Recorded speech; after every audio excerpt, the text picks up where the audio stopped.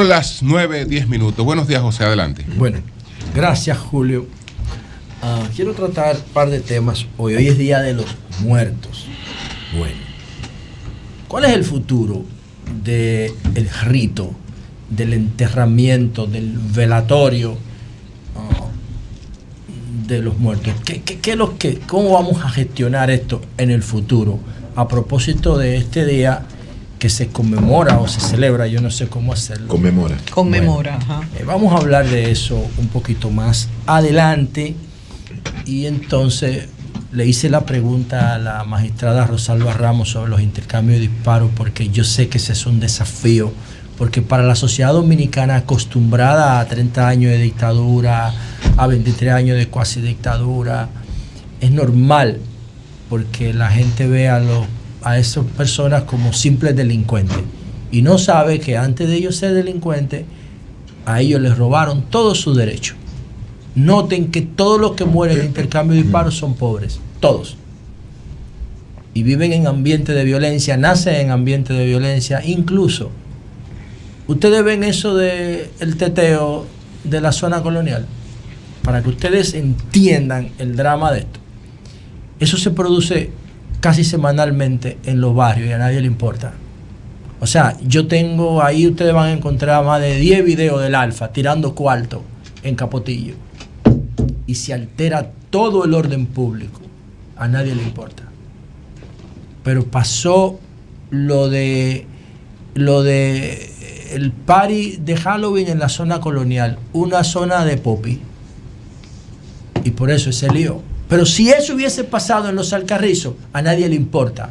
Porque el Estado de Derecho depende de dónde se manifieste. O sea, es lo mismo que la arquitecta, saludos para sus familiares, para su hija, para su padre, y este comentario lo hago con todo el respeto posible. Leslie Rosado en Boca Chica. Sale del Club Náutico con su niña adolescente en una Mercedes. Y viene y ocurre este lamentable incidente con el policía, que también andaba con su familia, pero en un motoconcho. Y ella muere, él la mató. Y ese caso paralizó al país. Pero aquí matan mujeres todos los días y a nadie le importa. Bueno, porque no se da ese tipo de configuración como pasó en la zona colonial. El efecto Tecachi, la expectativa de conseguir dinero fácil. Eso lo hacen los urbanos semanal, donde quiera. En la 42 pasa todos los días. Lo que pasó en la zona colonial pasa en la 42 diario. Y a nadie le importa. Porque el Estado de Derecho en República Dominicana es así. Todos los muertos por intercambio de disparos son pobres. Porque alguien les robó a ellos primero. Les robaron su infancia, les robaron su adolescencia, les robaron su educación, les robaron todas las posibilidades de ser ciudadanos de bien. Y se convierten en transgresores de la ley. Y el Estado termina matándolos al margen del Estado de Derecho. Y ese es el problema de eso. Por eso se lo pregunté a ella. Pero vamos a volver. El Estado, José, tiene una cuota importante de responsabilidad en todo eso. Pero no es el único responsable. No, tiene toda la responsabilidad. No es el único responsable. Dice el presidente. Oye, ¿qué hace el presidente el 16 de agosto de cada 4 años? ¿Qué hace? Dice ahí. El 16 no, el 27 de febrero. El 16 de agosto de cada 4 años toma posesión, pone la mano en la Constitución y jura hacer cumplir las leyes. ¿Qué dice el artículo 37 de la Constitución? Es la igualdad. El artículo 37 dice que la vida es inviolable desde la Constitución hasta la muerte. Pero te voy a decir algo, Hay un papel que debe jugar la familia. Bueno, antes de que tú sigas con la familia, te quiero decir lo siguiente. Aquí hay más de 1 millón de familias disfuncionales. No importa, como quiera que sea. No, que no hay familia. No importa. Que sea monoparental o que estén los dos. Es que no la hay. Sí las hay. Sí las hay. Recuérdate, Danilo, lo que dijo. Las familias. Las familias tienen un rol fundamental en la crianza de sus hijos. El Estado es verdad que tiene una cuota alta de responsabilidad, pero también la tiene la familia. Yo te recuerdo lo que dijo Danilo. Las G, Guachupita, Los Guandules, Gualey. Danilo dijo que en las G en las comunidades de la gente, lo dijo Danilo como en el 2018 por ahí. Una niña, cuando tiene 13 años, se activa sexualmente y cuando tiene 20 años, ya tiene 4 hijos de 4 maridos distintos. Estoy yendo, esa emancipación y buscando pensión y buscando vaina. A los 20 años ya tiene 4 hijos, a los 22 tiene 5. De una pareja distinta cada uno. Entonces, aquí, si tú ves la encuesta de Hogar, en la encuesta en Hogar, creo que se llama, esa la encuesta que gestiona la Oficina Nacional de Estadística, tú vas a encontrar que hay más de 1 millón de hogares disfuncionales. Entonces, el Estado no puede permitir, no puede seguir con el estímulo de esos hogares repartiendo canastica a niña embarazada. No, el Estado tiene que coger la política pública para estimular la familia formal. Y ahí sí yo estoy de acuerdo contigo. Pero es la responsabilidad, en cualquier escenario que tú lo tires, es el Estado la responsabilidad. Es el Estado. Cuando Toquicha tenía 13 años, que tenía que tener sexo con el dueño de la casa donde ella dormía, porque si no iba a dormir en la calle, porque su papá estaba preso y su mamá estaba fuera del país, el Estado no sabía quién era ella. Ahora la juzga, pero porque no le garantizó los derechos cuando ella era una niña. Ese es el tema, ese es el problema.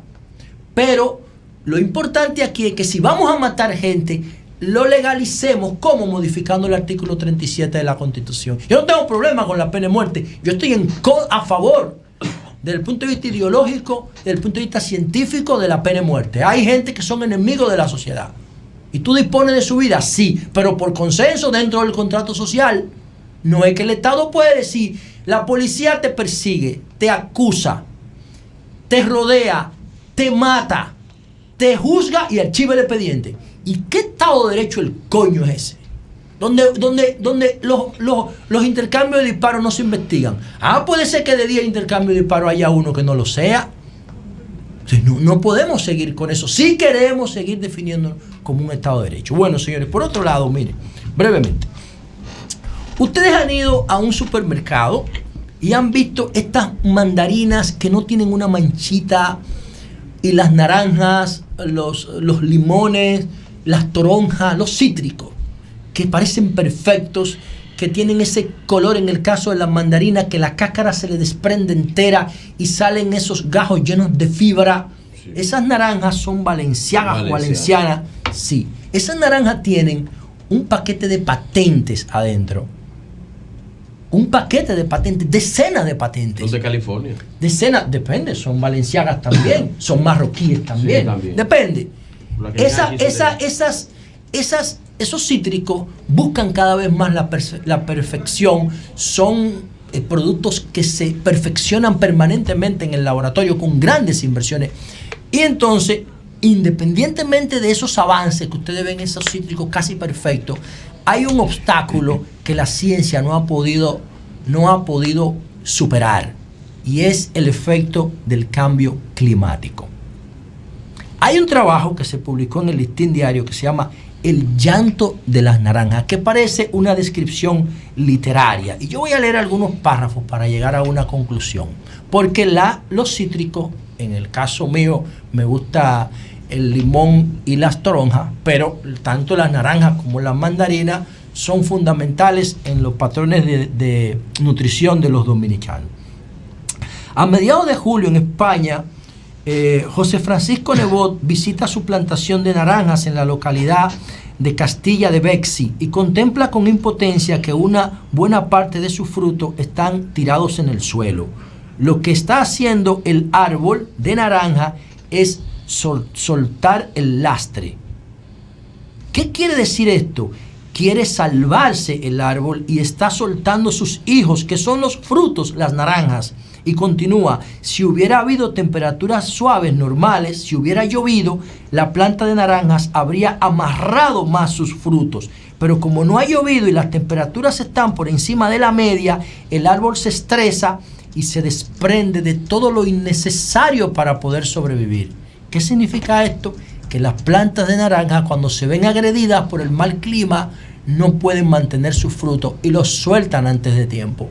¿Para qué? Para evitar el gasto innecesario de energía que les permita seguir viviendo. Vean qué interesante esto. En Florida, un estado líder en producción de naranja, los huracanes embaten con furia los árboles, caen al suelo las frutas y desnudan los árboles de sus hojas, impidiendo el crecimiento de una nueva cosecha. Año tras año, las altas temperaturas, la falta de agua, el cambio en los patrones de lluvia y los furiosos vientos cada vez más devastadores están arruinando las cosechas, obligando a los productores en muchos casos a arrancar los árboles. En sentido general, en la Florida, para que ustedes tengan una idea, 20 años atrás la cosecha de naranja del estado de la Florida era de 240 millones de cajas. Hoy día se está produciendo 15 veces menos esa cantidad. ¿Y qué se están produciendo ahora? 15.7 millones de cajas en comparación a los 240 millones que se producían hace 15 años. ¿Qué significa esto?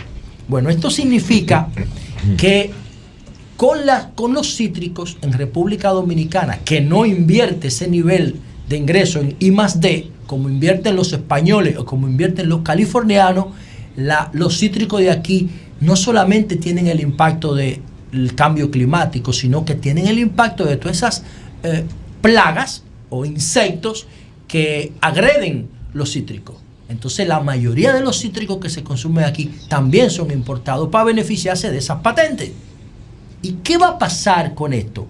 Bueno, esto podría correr la misma suerte del tema de los huevos, que están afectados por la crisis con Haití. Y ese tema de los huevos, el gobierno ha tenido que intervenir porque hay una alteración en el mercado que afecta a su nivel de precio y encarece su estructura de costos. Si el gobierno no interviene con el tema de los cítricos, va a pasar lo mismo que con los huevos. ¿Qué va a haber? Va a reflejar un aumento de precios producto de que en la cadena de producción hay una alteración. Y eso está producido por el cambio climático. ¿Qué va a pasar si el gobierno no interviene con esto?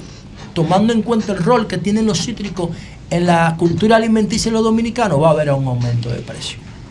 Va a haber un aumento de precio. O lo asume el sector productor o lo va a asumir el consumidor. Pero el impacto que está teniendo el cambio climático en este tema, eso es lo que está reflejando. Y por último, quiero decir lo siguiente, señores. Miren, hoy es Día de los Muertos.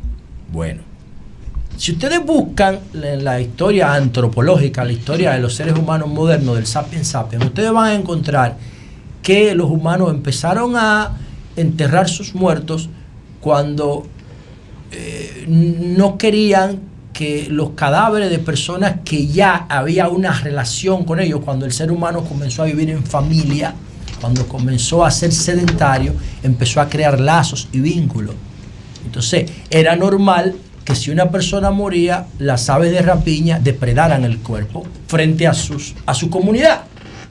Y eso hizo que los seres humanos, para evitar el desgarramiento de cadáveres y evitar el mal olor que surge de los cadáveres en descomposición, los enterraran, los pusieran bajo tierra. Y esa cultura existe, bueno, desde que nosotros somos sapiens sapiens. ¿Y eso qué hace? Bueno, eso hace que se dediquen espacios específicamente de territorio para enterrar los muertos ya de manera organizada, no donde quiera, sino en un sitio específico que se llama cementerio. Bueno, ¿qué pasa? Que además del cementerio está el rito del velatorio. Está el velatorio, luego del velatorio hay como una especie de caravana hacia el cementerio que está caracterizada por la velocidad lenta, el paso, porque se le está rindiendo de alguna manera homenaje a la persona que falleció. Bueno, esos patrones culturales de nosotros gestionar la muerte de nuestros seres queridos está cambiando. Está cambiando. Eso tiene una cultura en América Latina. En México, por ejemplo, se combina el indigenismo con la cultura española medieval. México, Colombia, que son baluartes del catolicismo más rancio, bueno, ahí se siente más la cultura del Día de los Muertos. De hecho, hoy les invito a ver la película Coco, que es un homenaje que Disney y sobre todo Pixar, maravillosa, bellísima, la empresa que mediante la cual Steve Jobs ganó Oscars con Toy Story, con Cars, con Monster Inc. Ese es el mismo creador de Apple. Cuando lo sacaron, cuando Scully lo sacó de Apple, se fue a Disney y se convirtió en el mayor accionista individual de Disney por los éxitos de Pixar. Bueno, Pixar en el 2019 hizo Coco, que es un homenaje también a la cultura mexicana de los muertos, a la cultura de los muertos. Ustedes tienen que ver esa película porque para mí fue la última vez que fui al cine. Desde Coco en el 2019 yo no he vuelto al cine después de la pandemia, porque en el cine yo tengo que adaptarme al cine. En mi casa yo controlo todo. Yo prefiero ver las películas en mi casa. El cine es mágico, José. Bueno, ¿qué es lo que quiero significar con esto? Además de invitarlo el día de hoy, Día de los Muertos, a ver Coco, a disfrutar esta gran obra de arte. Bueno, la tendencia está cambiando. Cuando fuimos ahora a Nueva York, yo tuve la oportunidad de visitar un parque en New Jersey, que si tengo la oportunidad de hablar con Carolina, le voy a hablar de este proyecto, con Carolina Mejía. ¿Y qué fue lo que yo vi en New Jersey? Yo vi las dos tendencias de los cementerios del futuro. Primero, la que está más aceptada es la cremación. Y la ceniza de las personas, bueno, pues se tiran en el mar, qué sé yo, se guardan en las casas. Esa está más aceptada. Pero hay otra tendencia que se llama el compostaje. ¿Qué como tú quieres ser compostado? Bueno, yo fui a New Jersey y vi lo siguiente. Un parque como el Parque Mirador, imagínense, el parque de Iberoamericano de aquí, de la Pedro Enrique Ureña. ¿Qué hay ahí? Bueno, ahí lo que hay es lo siguiente. Hay una gran cantidad de árboles, además de instalaciones deportivas, instalaciones comunitarias, instalaciones culturales donde la gente va a hacer deporte, a reunirse, a todo lo que quieran. Un parque maravilloso, extremadamente bien cuidado, pero tiene una gran cantidad de árboles extremadamente verdes. ¿Y qué yo vi en cada árbol de eso? Una tarjita pequeña que decía árbol de pino, especie tal y tal y tal, abonado con el cuerpo de fulano de tal. Árbol tal y tal y tal, abonado con ¿cómo se llama cuando tiran el humus? El humus es el resultado del compostaje. Árbol tal y tal y tal, abonado con el humus de fulano de tal. Ya ahí no hay cuerpos enterrados. Lo que hay es el resultado de un proceso de cremación y la ceniza que queda, y si es compostaje, el humus, entonces se abona el árbol. Y el árbol dura 100 años, dura 150 años, y las generaciones pueden ir a ver el árbol y a ver la tarja del que donó su materia orgánica para abonar el árbol. Esa será la tendencia en el futuro. ¿Por qué? Porque tener un cementerio solo para enterrar personas que no se puede utilizar para nada más es una pésima gestión del espacio, del terreno, del territorio. Pero además tú tienes que comprometerte con hacer el nicho, como en México, que le meten a los narcotraficantes los vehículos, le meten los equipos de música, le meten la pistola enchapada en oro, le hacen un castillo, le hacen una iglesia dentro del castillo. Y toda esa parafernalia, las generaciones modernas ya no le ven sentido.